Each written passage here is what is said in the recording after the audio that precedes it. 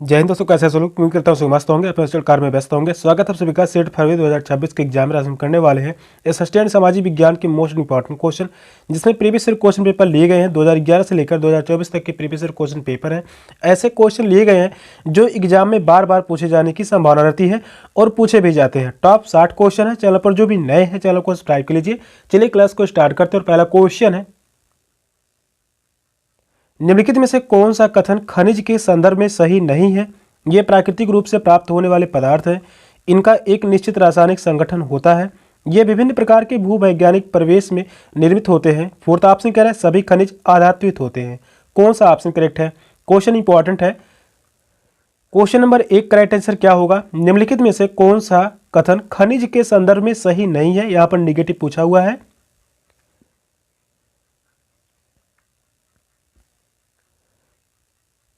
सभी खनिज आधात्वित होते हैं, तो यह बात गलत है। फोर्थ ऑप्शन करेक्ट है। इस क्वेश्चन का आंसर होगा ऑप्शन डी। भूवैज्ञानिकों के अनुसार खनिज एक प्राकृतिक रूप से विद्यमान समरूप तत्व है जिसका एक निश्चित रासायनिक संगठन होता है और खनिज प्रकृति में अनेक रूपों में पाए जाते हैं।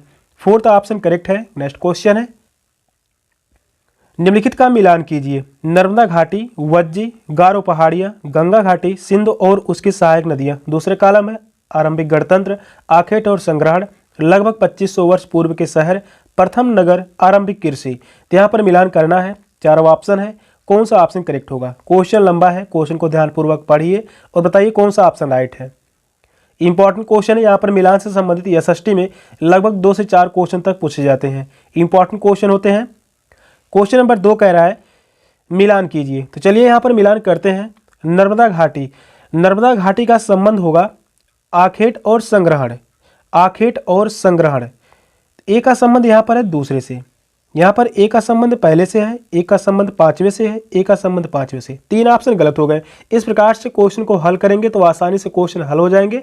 ये क्वेश्चन पूछे गए हैं। वज्जी का संबंध होगा यहाँ पर आरंभिक गणतंत्र, यानी बी का संबंध है यहाँ पर पहले से।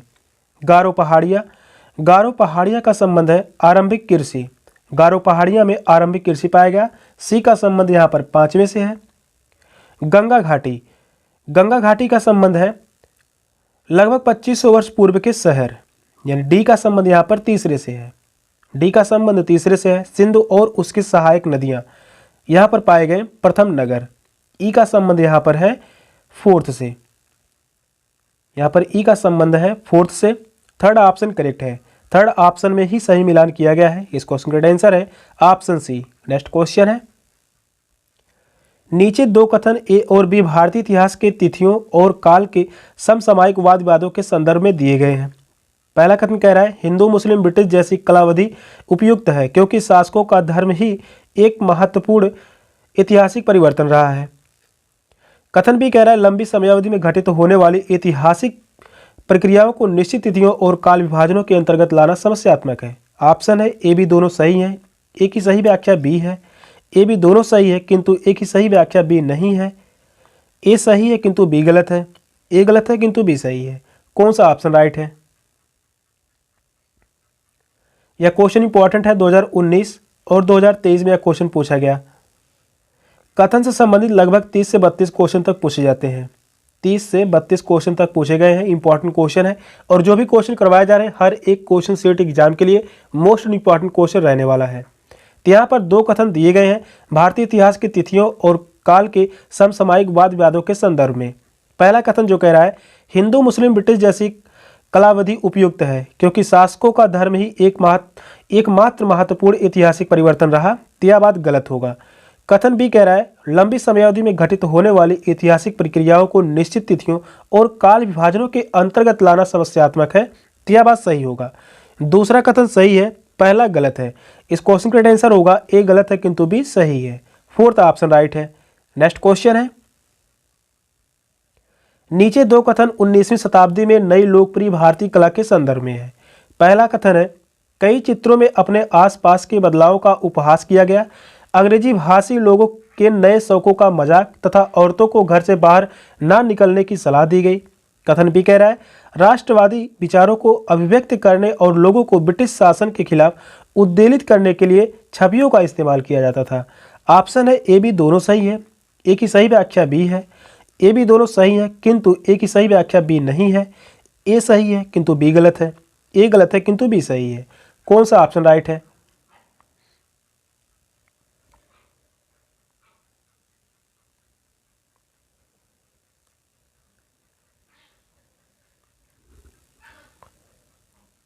क्वेश्चन नंबर 4 का आंसर क्या होगा, आप सभी कमेंट बताइए। नीचे दो कथन 19वीं शताब्दी के नई लोकप्रिय भारतीय कला के संदर्भ में है।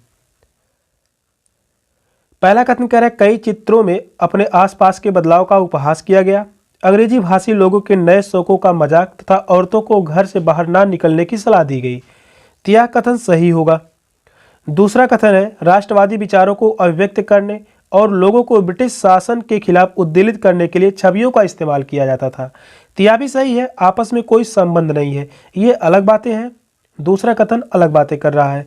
तो इस क्वेश्चन का आंसर होगा option B, second option correct है। ए बी दोनों सही है किंतु ए की सही व्याख्या भी नहीं है। तो इस क्वेश्चन का आंसर है ऑप्शन बी। नेक्स्ट क्वेश्चन है भारत में आरंभिक मानवों पर समझ के लिए निम्नलिखित में से किसे एक प्रशासनिक स्रोत माना जा सकता है? कांगड़ा शैली की चित्रकला, गिरनार का शैल अभिलेख, पातशाहनामा चित्रकला, मध्य प्रदेश की शैल चित्रकला। कौन सा ऑप्शन राइट है? क्वेश्चन यह भी इंपॉर्टेंट है, या क्वेश्चन पूछा गया था 2024 में। इंपॉर्टेंट क्वेश्चन है, हर एक टॉपिक से क्वेश्चन करवाए जा रहे हैं, एक भी टॉपिक नहीं छोड़ा जाएगा। यहां से लगभग 55 से 58 क्वेश्चन तक आप सभी को एग्जाम में देखने को मिल जाएंगे, ये पूरी गारंटी है। क्वेश्चन नंबर 5 कह रहा है भारत में आरंभिक मानवों पर समझ के लिए निम्नलिखित में से किसे एक प्राथमिक स्रोत माना जा सकता है?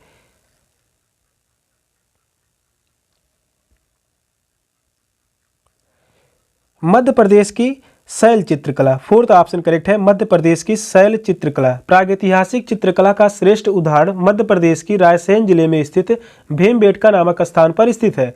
यूनेस्को ने भीमबेटका का शैल चित्रों को विश्व विरासत सूची में शामिल किया है। फोर्थ ऑप्शन करेक्ट है। नेक्स्ट क्वेश्चन है ब्रिटिश काल से पहले बच्चों को पढ़ाया जाता था सरकारी संस्थानों में एक निश्चित फीस लेकर, साल भर फसल की कटाई के समय छोड़ जब वे खेतों में काम करते थे, वार्षिक परीक्षा के माध्यम से मूल्यांकन के लिए। कौन सा ऑप्शन राइट है?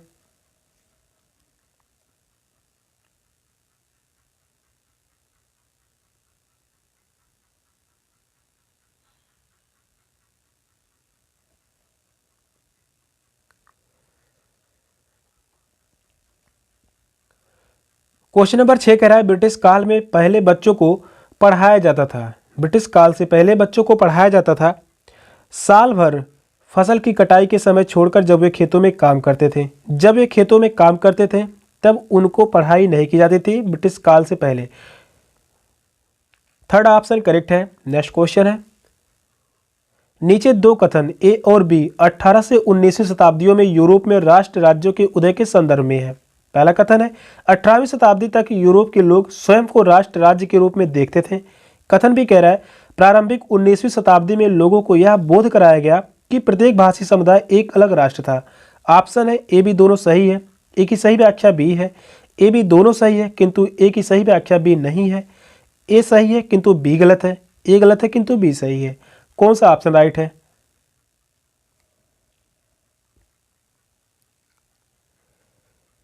यहां पर कथन से संबंधित जो भी क्वेश्चन करवाया जाए हर एक क्वेश्चन मोस्ट इंपॉर्टेंट क्वेश्चन रहने वाला है। क्वेश्चन नंबर 7 का राइट आंसर क्या होगा? नीचे दो कथन ए और बी 18 से 19वीं शताब्दियों में यूरोप में राष्ट्र राज्यों के उदय के संदर्भ में दिए गए हैं। पहला कथन कह रहा है 18वीं शताब्दी तक यूरोप के लोग स्वयं को राष्ट्र राज्य के रूप में देखते थे। यह बात गलत है, पहला कथन गलत होगा। दूसरा कथन है प्रारंभिक 19वीं शताब्दी में लोगों को यह बोध कराया गया कि प्रत्येक भाषी समुदाय एक अलग राष्ट्र था। यह बात सही होगा। दूसरा कथन सही है, पहला गलत है। इस क्वेश्चन का आंसर है ऑप्शन डी। ए गलत है किंतु बी सही है। फोर्थ ऑप्शन राइट है। नेक्स्ट क्वेश्चन है बीसीई के तात्पर्य क्या है? Before Christian era, before common era, before Caesar era, before contemporary era. कौन सा ऑप्शन राइट है? यहां पर फुल फॉर्म पूछा है, बीसीआई का फुल फॉर्म क्या होगा?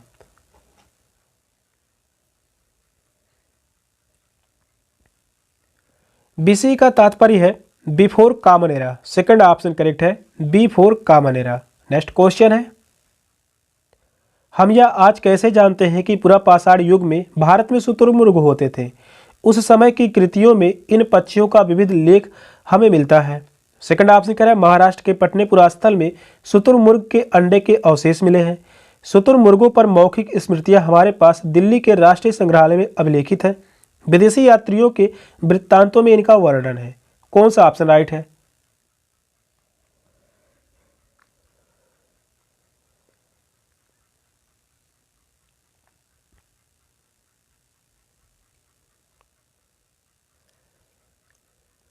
यह क्वेश्चन इंपॉर्टेंट है, दिसंबर 2019 में पूछा गया था, दिसंबर 2019। इसके बाद यही क्वेश्चन कथन में पूछा गया था 2023 में।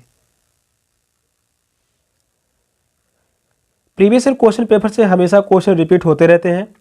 लगभग यहां से 40 से 45 क्वेश्चन तक मिल जाते हैं प्रीवियस ईयर क्वेश्चन पेपर से।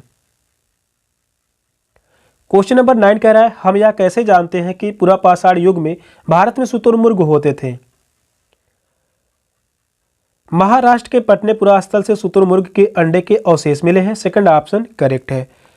भारत में पुरापाषाण युग के दौरान शुतुरमुर्ग होते थे। महाराष्ट्र के पटनेपुरा स्थल से शुतुरमुर्ग के अंडे के अवशेष मिले हैं।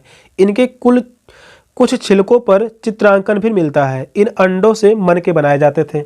इन अंडों से मनके बनाए जाते थे। सेकंड ऑप्शन करेक्ट है। नेक्स्ट क्वेश्चन है हड़प्पा सभ्यता का पतन कैसे हुआ। ऐसा लगता है कि शासकों का नियंत्रण समाप्त हो गया, जंगलों का विनाश हो गया होगा, सभ्यता के पूरे क्षेत्र में बाढ़ आ गई, संभवतः नदियां सूख गई थीं। सही व्याख्या का चयन करें। यहाँ पर चारों ऑप्शन दिए गए हैं, कौन सा ऑप्शन करेक्ट है?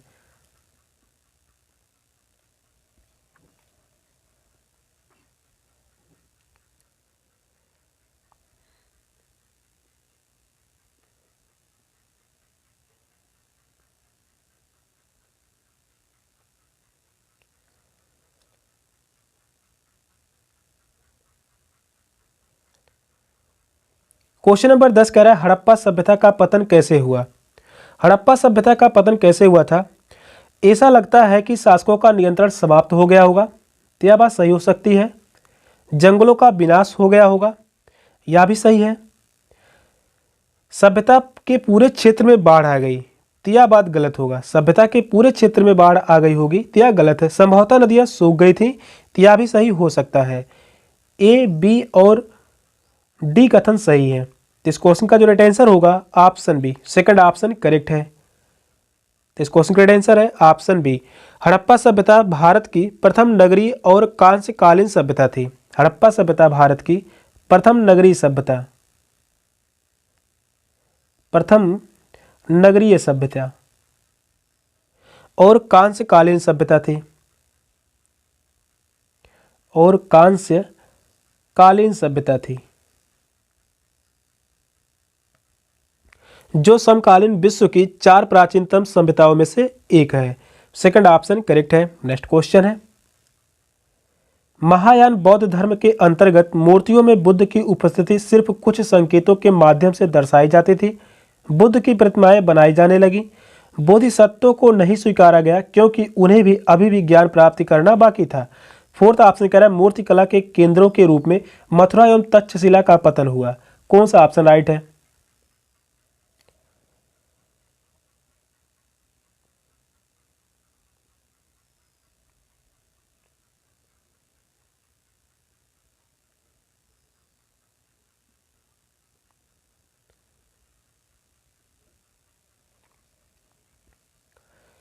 क्वेश्चन नंबर 11 का राइट आंसर क्या होगा। महायान बौद्ध धर्म के अंतर्गत बुद्ध की प्रतिमाएं बनाई जाने लगी। सेकंड ऑप्शन करेक्ट है। इस क्वेश्चन का राइट आंसर होगा ऑप्शन बी। महायान बौद्ध धर्म की एक प्रमुख शाखा है जिसका आरंभ पहली शताब्दी के आसपास माना जाता है। महायान शाखा में भक्ति और पूजा की भावना के कारण इसकी ओर लोग सरलता से आकर्षित हुए। सेकंड ऑप्शन करेक्ट है। नेक्स्ट क्वेश्चन है खिलजी और तुगलक वंश के अंतर्गत प्रशासन और समेकन के संदर्भ में सही क्या है। उपमहाद्वीप का काफी बड़ा हिस्सा दिल्ली के सुल्तानों के अधिकार में रहा। गंगा के मैदानी इलाकों के घने जंगलों वाले क्षेत्रों को पहली बार बैठा गया। दिल्ली में बंगाल जैसे सुदूर प्रांतों का नियंत्रण कठिन था। अलाउद्दीन खिलजी और मोहम्मद तुगलक गंगा के मैदानी इलाकों पर जोर जबरदस्ती अपना अधिकार लंबे समय तक रख पाए? कौन सा ऑप्शन करेक्ट है? क्वेश्चन इंपॉर्टेंट है, इतिहास से क्वेश्चन है, लगभग यहां से 15 क्वेश्चन पूछे जाएंगे इतिहास से।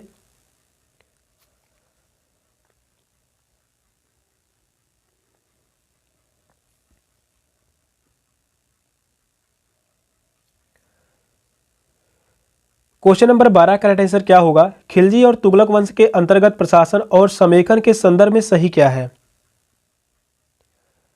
दिल्ली से बंगाल जैसे सुदूर प्रांतों का नियंत्रण कठिन था। थर्ड ऑप्शन करेक्ट है, दिल्ली से बंगाल जैसे सुदूर प्रांतों का नियंत्रण कठिन था। तो इस क्वेश्चन का राइट आंसर है ऑप्शन सी। नेक्स्ट क्वेश्चन है, जनजाति लोगों के इतिहास के पुनर्निर्माण में निम्न में से कौन सा कथन गलत है? यहां पर गलत पूछा हुआ है, निगेटिव। समकालीन इतिहासकार और मुसाफिरों ने जनजातियों के बारे में बहुत कम जानकारी दी है। अधिकांश जनजाति समूहों ने लिखित दस्तावेज रखा है। जनजाति लोगों ने समृद्ध रीति रिवाजों और मौखिक परंपराओं का संरक्षण किया है। वही फोर्थ ऑप्शन है, जनजाति समाज अपनी विविध किस्म की जरूरतों के लिए एक दूसरे पर निर्भर रहा। कौन सा ऑप्शन राइट है? यहाँ पर जो है नहीं शब्द और गलत शब्द दिया रहता है, इसको विशेष रूप से ध्यान देने की बात है, गलतियां होती रहती हैं एग्जाम में।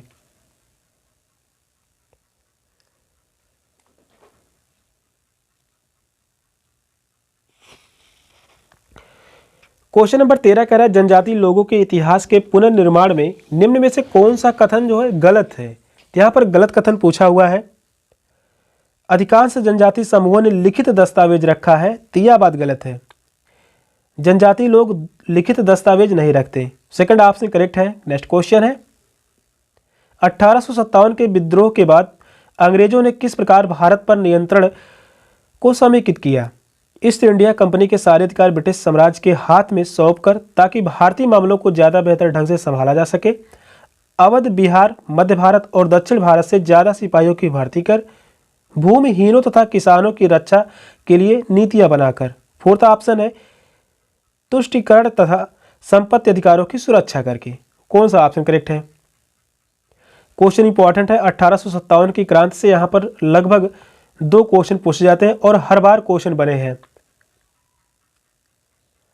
आधुनिक भारत से क्वेश्चन है, लगभग यहां से 10 से 12 क्वेश्चन पूछे जाएंगे।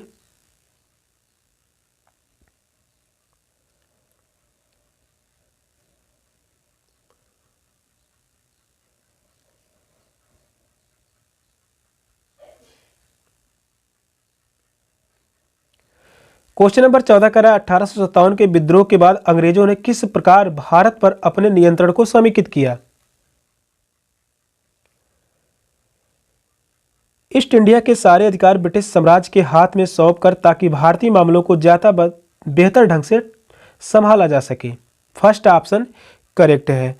1857 का विद्रोह के समय गवर्नर जनरल कौन था? Lord Canning. 1857 के विद्रोह के समय गवर्नर जनरल की बात कर ले, पूछा गया है गवर्नर जनरल, यह क्वेश्चन पूछा गया था, कथन में यह क्वेश्चन पूछा गया Lord Canning. Lord Canning Bharat का गवर्नर जनरल उस समय कौन था? 1857 के क्रांति के समय तो लॉर्ड कैनिंग था। ब्रिटेन की प्रधानमंत्री पामस्तन, उस समय प्रधानमंत्री कौन था ब्रिटेन का? पामस्तन। पामस्तन। और वही बात कर ले 1857 के विद्रोह का प्रतीक क्या था? रोटी और कमल। प्रतीक इंपॉर्टेंट है, यह भी पूछा गया है। यह है रोटी और कमल। रोटी और कमल। 1857 के विद्रोह के समय भारत का governor general Lord Canning, Britain की प्रधानमंत्री पामस्तन, ब्रिटेन की महारानी उस समय विक्टोरिया थी, और बात कर ले विद्रोह का प्रतीक तो वह है रोटी और कमल। फर्स्ट ऑप्शन करेक्ट है। नेक्स्ट क्वेश्चन है, निम्नलिखित में से क्या प्रतिनिधित्व लोकतंत्र की विशेषता नहीं है? यहां पर भी नहीं शब्द आया हुआ है, निगेटिव है। मतदान द्वारा प्रतिनिधि का चुनाव, प्रतिनिधियों के हाथ में निर्णय निर्माण की प्रक्रिया, जनता के निर्णय निर्माण की प्रक्रिया में प्रत्यक्ष सहभागिता, जनता को मतदान का अधिकार। कौन सा ऑप्शन राइट है?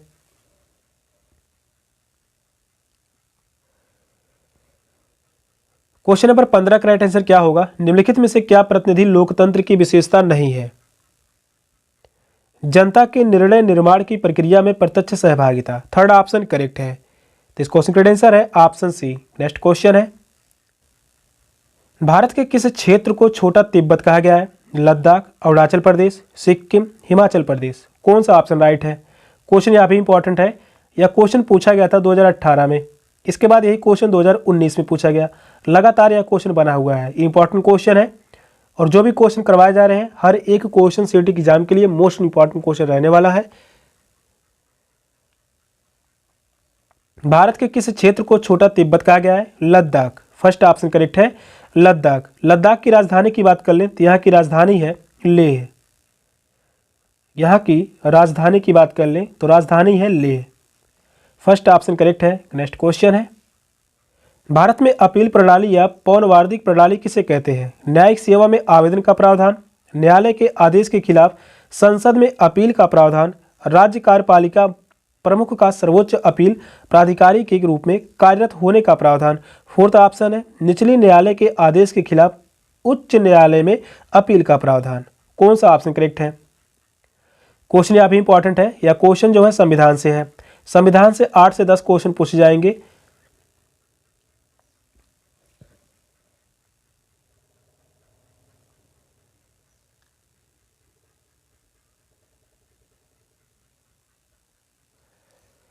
क्वेश्चन नंबर 17 कह रहा है, भारत में अपील प्रणाली या पौनवार्षिक प्रणाली किसे कहते हैं?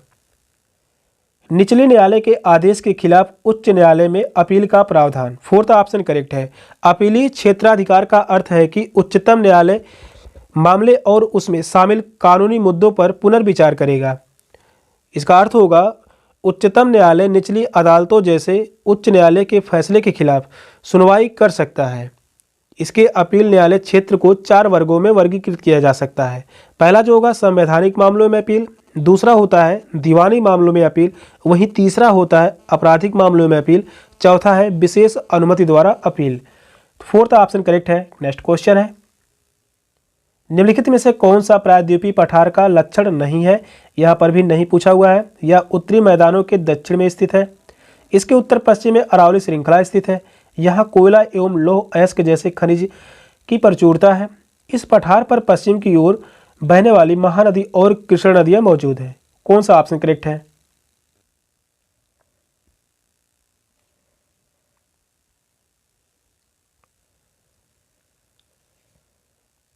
क्वेश्चन नंबर 18 का राइट आंसर क्या होगा? निम्नलिखित में से कौन सा प्रायद्वीपीय पठार का लक्षण नहीं है? इस पठार पर पश्चिम की ओर बहने वाली महानदी और कृष्णा नदियां मौजूद हैं। तो यह बात जो है गलत होगा। फोर्थ ऑप्शन करेक्ट है। नर्मदा और ताप्ती को छोड़कर अधिकतर प्रायद्वीपीय नदियां पश्चिम से पूर्व की ओर बहती हैं। पश्चिम से पूर्व की ओर बहती हैं। और प्रायद्वीप के अन्य प्रमुख नदी तंत्र जो है महानदी, गोदावरी, कृष्णा और कावेरी है।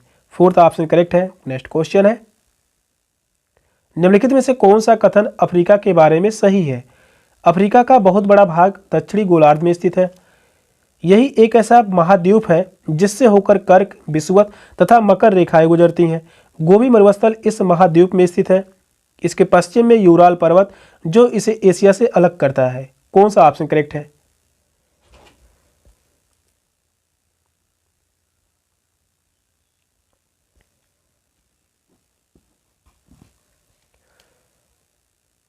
क्वेश्चन नंबर 19 इंपॉर्टेंट है। यह क्वेश्चन काफी बार पूछा गया है। निम्नलिखित में से कौन सा कथन अफ्रीका के बारे में सही है? अफ्रीका का बहुत बड़ा भाग दक्षिणी गोलार्ध में स्थित है। तो यह बात गलत होगा। यही एक ऐसा महाद्वीप है जिससे होकर कर्क, विषुवत तथा मकर रेखाएं गुजरती हैं। तो यह बात सही होगा। बात कर ले कर्क, विषुवत और मकर रेखा। 0 अंश अक्षांश रेखा को इसे हम कहते हैं विषुवत रेखा या भूमध्य रेखा। भूमध्य रेखा 0 अंश अक्षांश के 23.5 अंश अक्षांश उत्तरी रेखा। 23.5 अंश अक्षांश उत्तरी रेखा, इसे हम कहते हैं कर्क रेखा। 0 अंश अक्षांश के 23.5 अंश अक्षांश दक्षिणी रेखा। 23.5 अंश अक्षांश दक्षिणी रेखा, इसे हम कहते हैं मकर रेखा। ये तीनों रेखाएं गुजरती हैं अफ्रीका महाद्वीप से। भारत से केवल एक रेखा गुजरती है, कर्क रेखा। सेकंड ऑप्शन करेक्ट होगा। यही एक ऐसा महाद्वीप है जिससे होकर कर्क, विषुवत तथा मकर रेखाएं गुजरती हैं। सेकंड ऑप्शन करेक्ट है। नेक्स्ट क्वेश्चन है, भारत के दक्षिणी भागों विशेषकर तमिलनाडु और आंध्र प्रदेश में शरद ऋतु में वर्षा होती है क्योंकि पवन स्थल भागों से लौटकर बंगाल की खाड़ी की ओर बहती हैं। पवन अरब सागर से बंगाल की खाड़ी की ओर बहती हैं। पवन बंगाल की खाड़ी से अरब सागर की तरफ बहती हैं। पवन स्थल भागों से लौटकर अरब सागर की ओर बहती हैं। कौन सा ऑप्शन राइट है?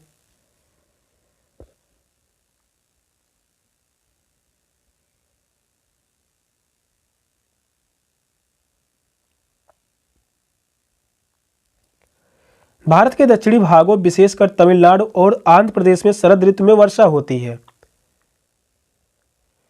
क्योंकि पवन स्थल भागों से लौटकर बंगाल की खाड़ी की ओर बहती हैं। फर्स्ट ऑप्शन करेक्ट है।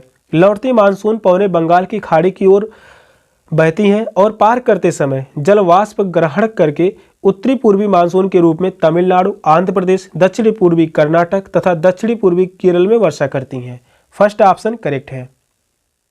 सेशन का लास्ट क्वेश्चन था, क्वेश्चन कैसे लगे क्वेश्चन कैसे लगे कमेंट में जरूर बताइएगा। चैनल पर नए हैं चैनल को सब्सक्राइब कर लीजिए। मिलते हैं फिर नेक्स्ट क्लास में, तब तक के लिए बाय बाय, टेक केयर, जय हिंद।